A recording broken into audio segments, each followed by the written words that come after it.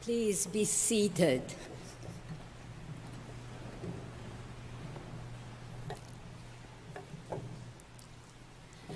Are you having trouble praying these days?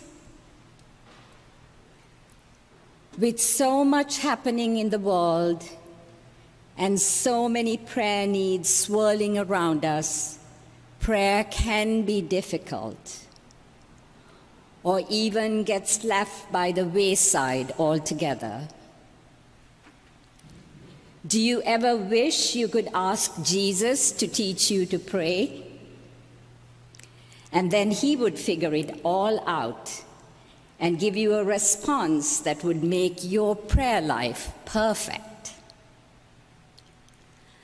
Lots of people find it hard to pray, even in good times.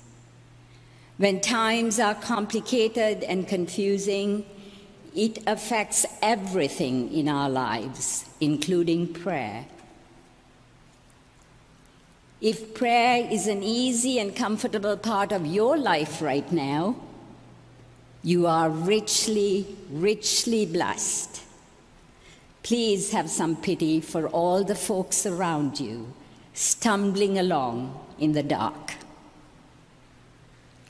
I'm not talking about secular people who think prayer is ridiculous and a waste of time and brush it aside as useless. I'm talking about faithful people who know God and want a more meaningful relationship with God. But they think they don't know how to get there. I don't know what to say. I don't know what to pray for. I can't find the right words. Let's push back on that for a moment. You do know what to say.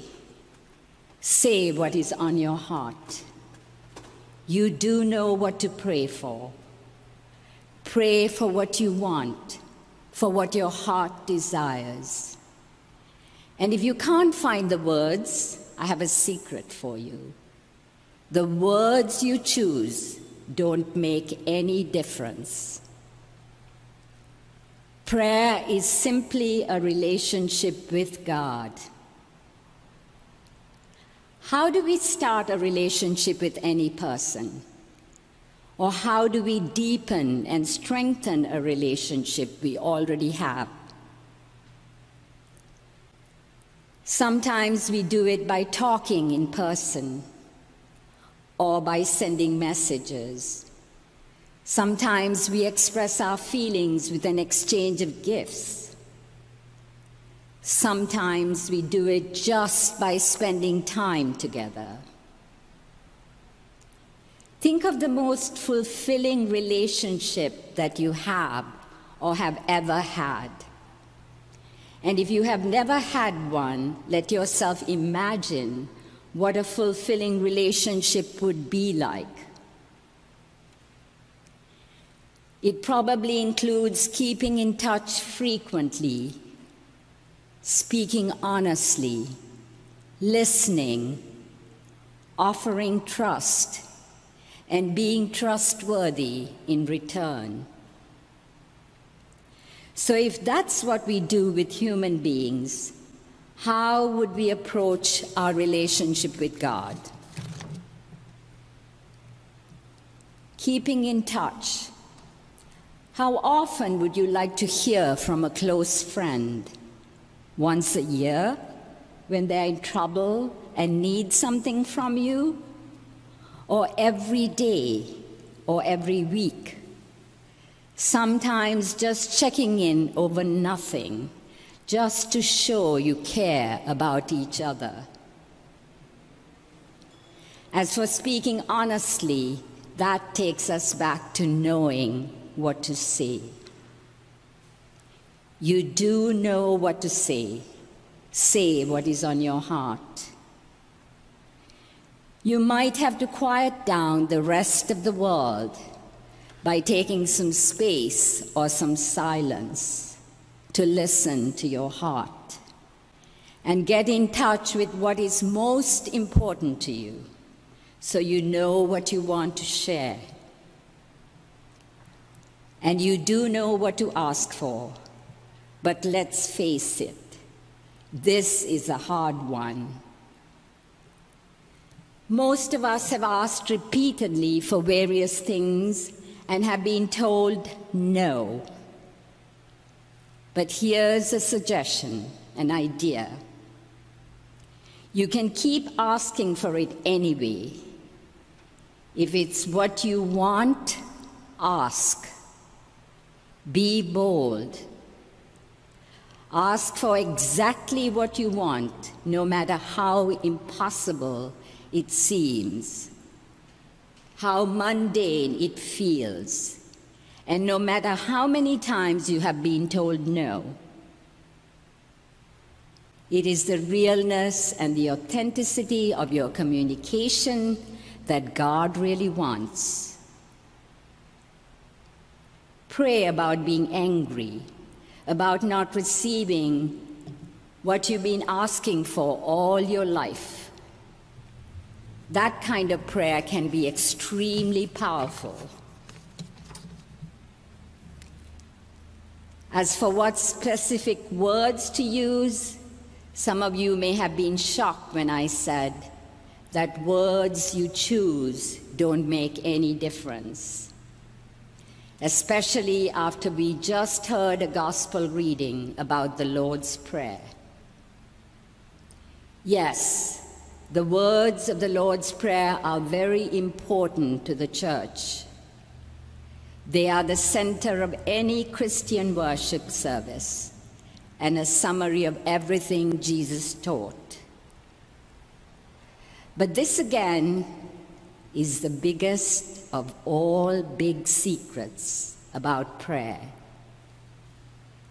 God isn't really listening to the words. God is looking into your heart as you say them.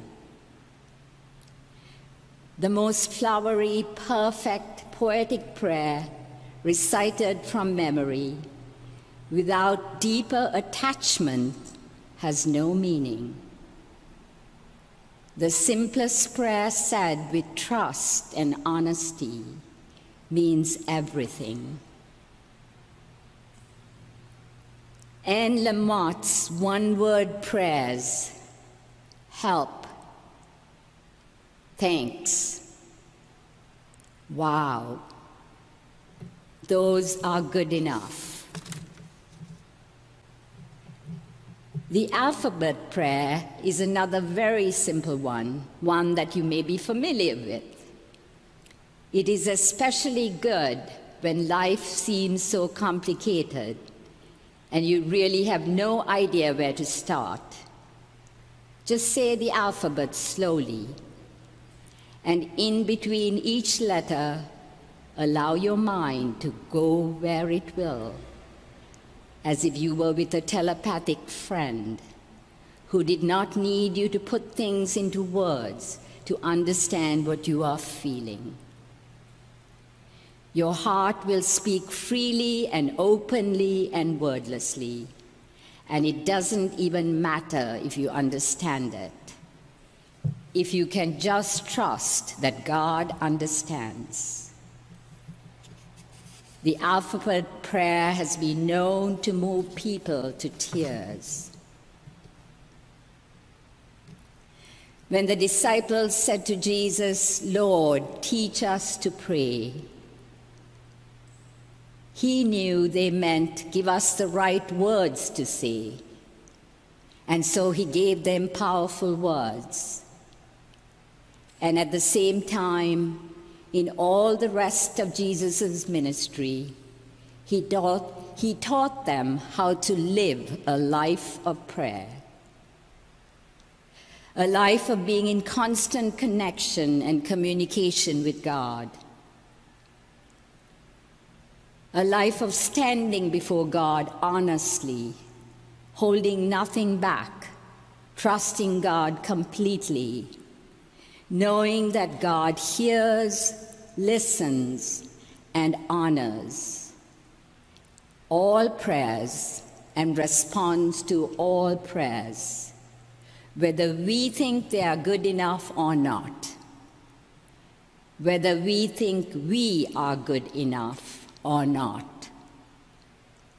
That's what it really means to learn how to pray, knowing that God hears your words and hears beyond your words and knows what words cannot express.